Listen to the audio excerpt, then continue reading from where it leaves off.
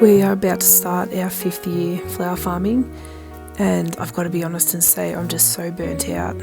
I've spent this beautiful winter just trying to work out what's next and just thinking about things.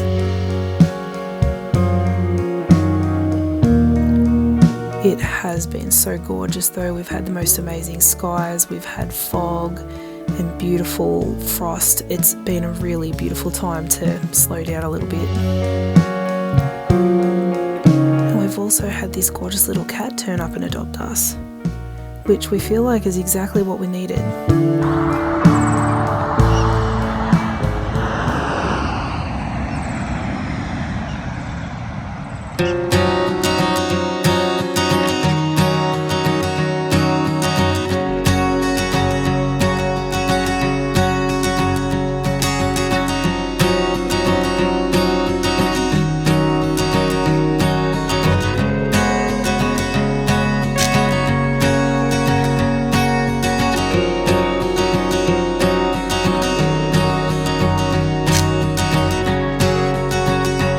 I'll talk more about the burnout in an upcoming video, but for this video I want to focus on things that we're doing and just try and be a bit more positive about things. I have a huge order of hellebores and I've popped them in because this is our woodland garden, and I think I'm almost finished planting it out for now.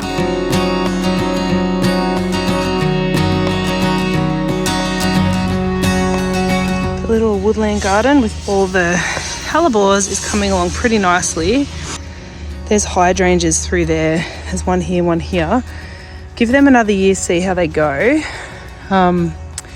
Because it would be nice for this to be hellebores through winter, and then in the summer the hydrangeas would just be in there. They're in a lot of shade though. But if they can kind of get through that shade, it would give us interest in the summer. Let's go pick out a couple of hydrangeas.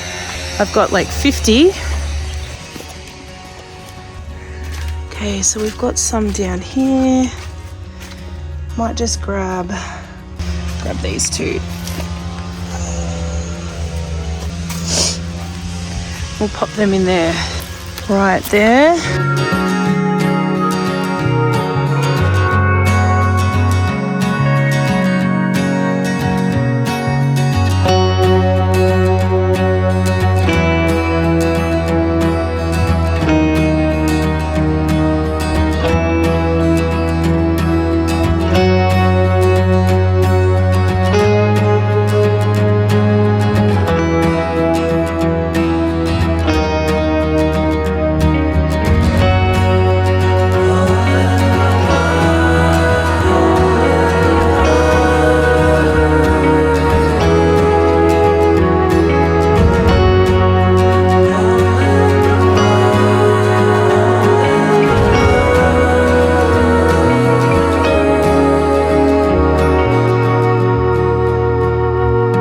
Astilbes has gone here, one in here, because this dies down. This is just winter foliage, has one, like a couple of stems of flowers, the belladonna lilies.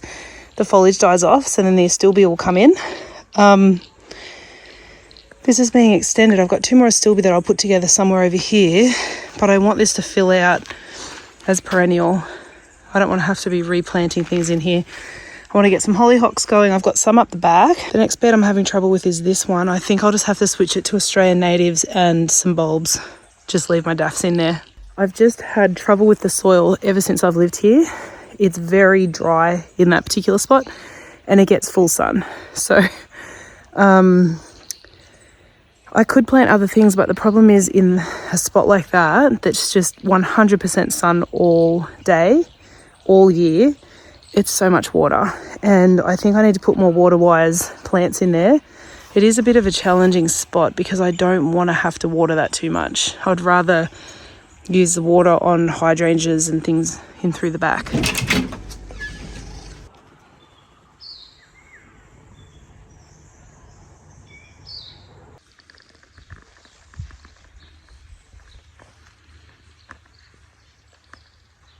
They're cutting down the trees in our lane, and I want to get the wood chips, But how do I access a person? Do I have the guts to ask, do they need somewhere to dump these? Can I get around?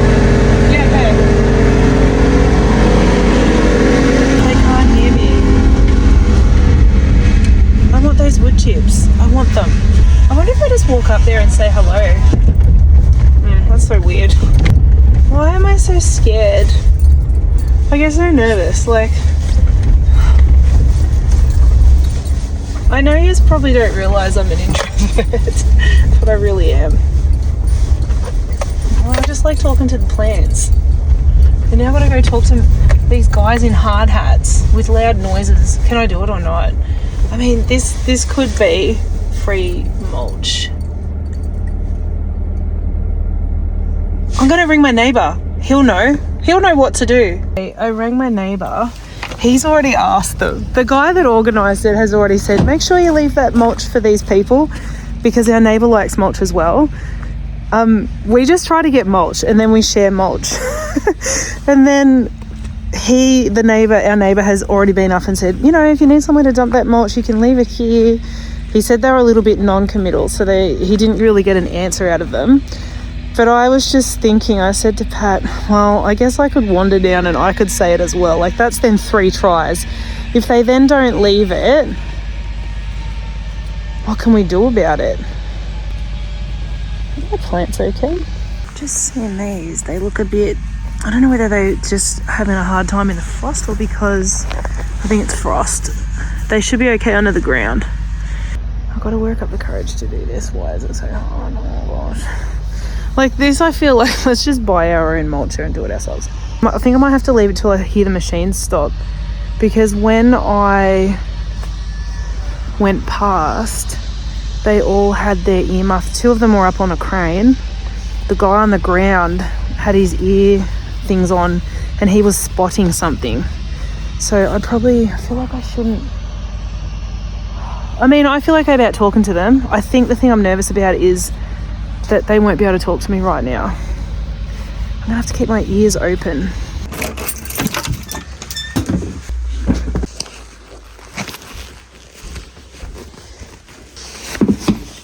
The house is a shambles.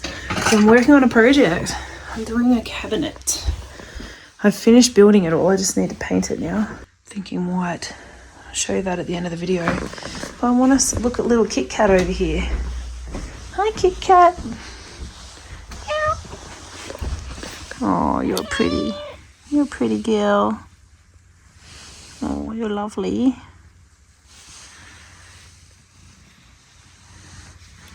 She doesn't mind a little tummy rub too, do ya? Little cute paws. Look, they're black on the back. Isn't it so cute? She just lays on this couch all day and does nothing else. Don't ya? You don't do anything else. Molly has named her Evie, but I call her Kit Kat.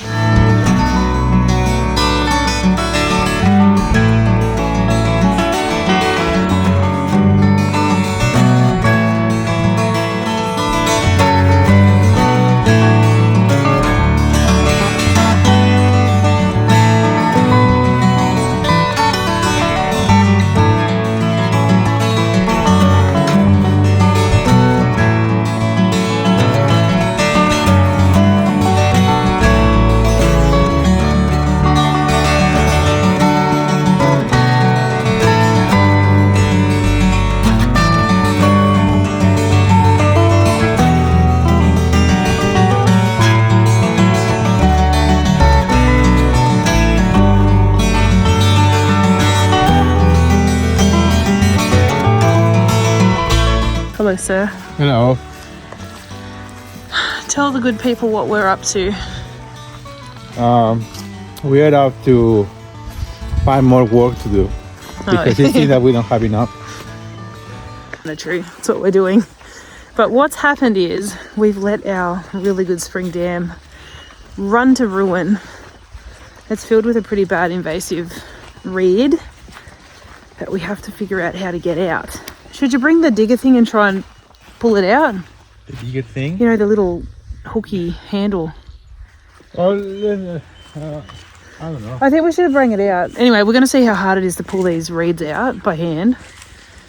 And we've also got a major blackberry problem. And we need to get on top of both of these issues sort of within the next month. Or we're going to lose a dam and a paddock. I just want to check how deep the dam is. Yeah, okay. I think it's a shallow dam. Look, it's got like little hairs growing in it. Mm-hmm. What's that?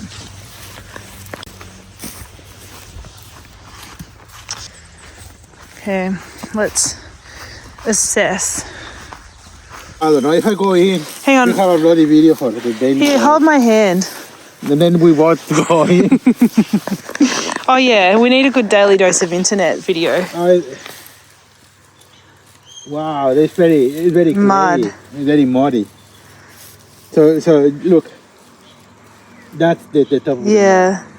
the mud. But if I sit down, Ooh, it's just like loose. mm-hmm. Look, you can see the aquatic plants. So I don't think it's a good thing to go and stand. Why don't we go around the edge over there and just try and pull one out and see what happens? Maybe take your nice jacket off. Really want to fall. Oh, well, you'll be wet if you fall in. Turtles. Oh, you can see them. The turtles are moving the reeds. So cute. What about back here where there's a reed right near the edge here? Look. We do need to do this before summer though. Can you imagine the snakes? Yeah. Do you reckon you can get rid of all this grass with the whippersnipper or something? Yeah. So we could see the... I've been doing it. Because then we could see the air. But I mean all of it like this. So we could see... We need goats. Yeah, but goats will get very well, we need to fence the farm then. We can put it in a chain. They get off. Have you ever had goats before? They get off a chain? They get off everything. Goats are sneaky. Real sneaky. They have a clump here. Nah, it's not coming out. No. Could you grab just one though? Like I wonder if that was too hard with just... Nah, it's just gonna break apart. No good.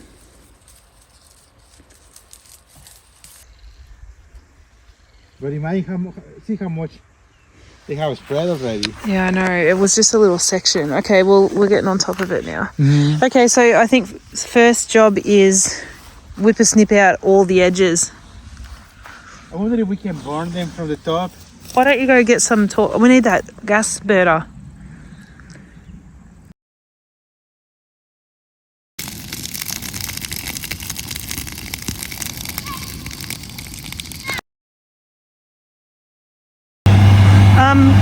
Things went very badly.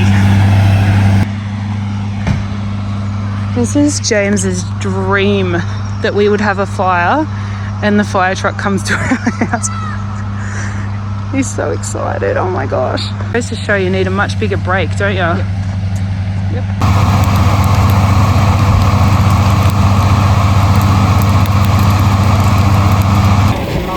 Thank you guys. Thank you so much.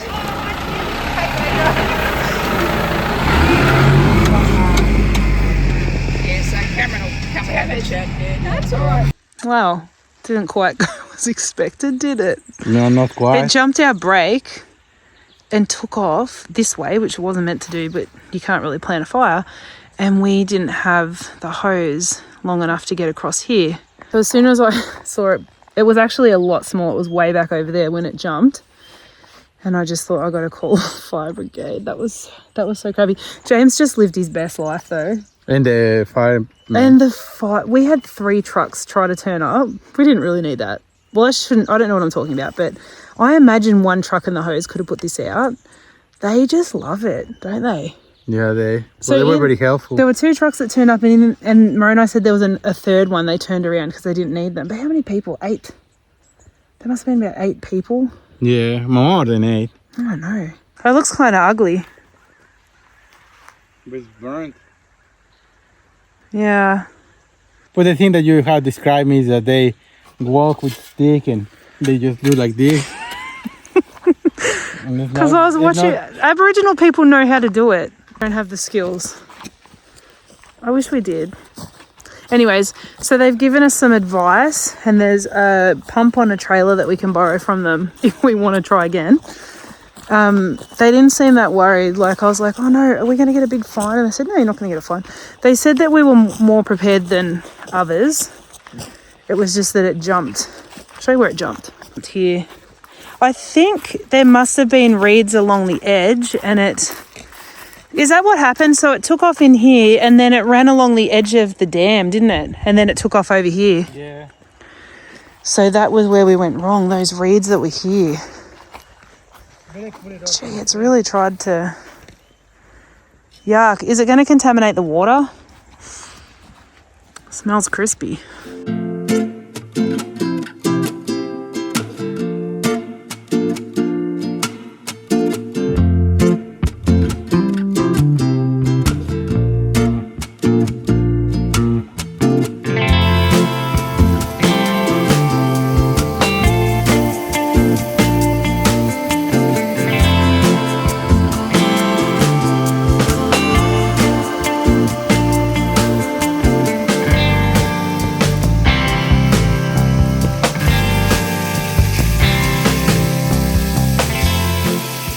I'm aiming to come out tomorrow and start turning these beds over so I can try and get the soil to compost a bit more before I start planting out.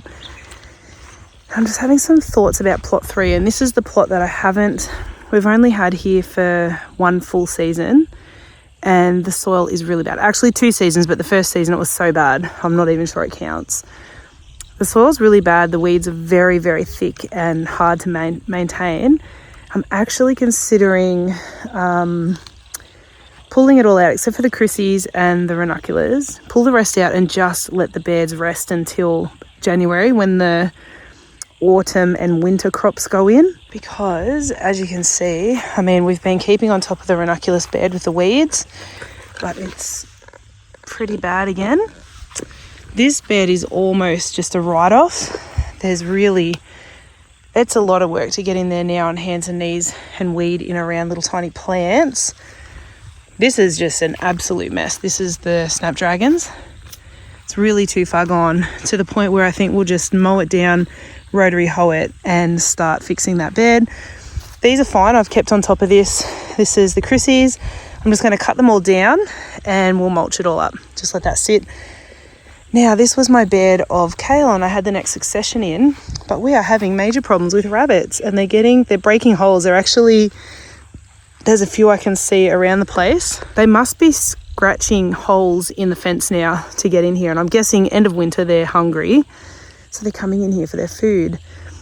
So they ate my kale. I've got it covered now, but I'm not sure if it's too late. The new leaves will generate. I'll let it sit there. So I'll weed out each end where I've got the new plants.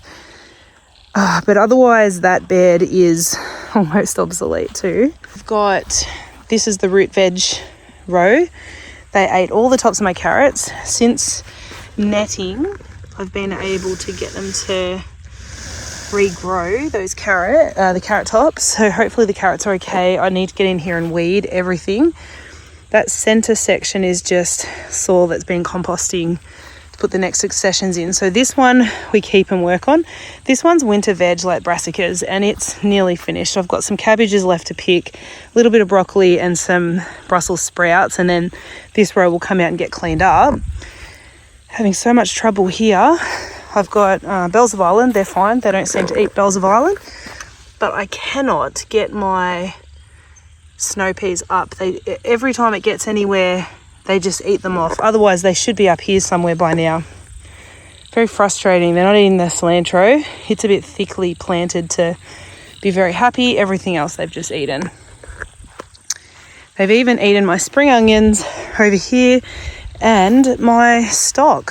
So this plan I had to show you the test plots, it's almost... Well, I'd say at this point the video is going to look pretty ugly, isn't it? Got a couple of heads left. That's the Pacific Crimson. It is going to be real pretty. It's just really a massive shame that, these last sections that were going to be early spring crops, I'm probably not going to see anything on them now. I do have enough information to know what's flowering and when. So I still think I've got the information. I'm just not going to have a very pretty video now. Do it again next season. I'll try and get a better one going for you. I might actually, now that I know their flowering schedule, I might just put them in order, so the row flowers in order for us. But considering the problems, we're prioritising the fencing now. It's got to be done ASAP. I've had a couple of thoughts. We have decided to do it as a tall fencing, very tall, something that would keep out deer, because our area is starting to become a bit inundated with deer, which isn't something we've ever had to deal with before. Well, we have just the odd deer on the roads, but they're really starting to get kind of thick through people's properties. And we don't back onto a forest, but we do back onto a forested area. There's like a green belt that goes through, so we're not sure, and we just think, look, while we're putting fencing up, let's just do it the best that we can to prevent as many animals getting in as possible. It's going to cost a little bit more. I think I've got $300 or $400 in Buy Me a Coffee. Thank you, everybody. So that's, oops, I'm going to be using that to go towards that, the cost of this fencing.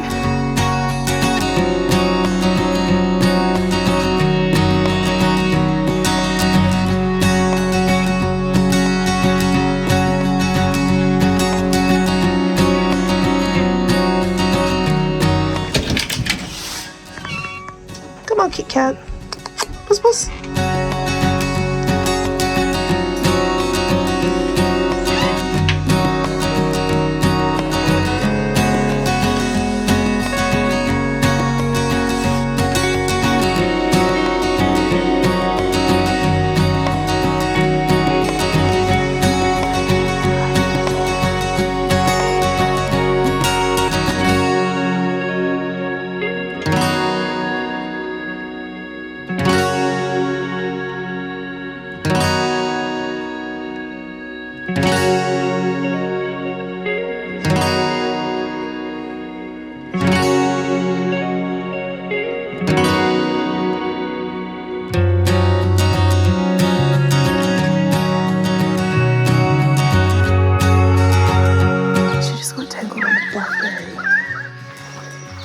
She can get out, and she's got the Joey. Is she okay? I've got Moroni to come and rescue it. Not that any of us know what we're doing. Oh, she must have got out. That's good. Oh, that made me feel so sad. I was standing where you are and she was over here and she hopped away. Oh, and she tumbled and her little baby was in her pouch and everything. Poor little thing.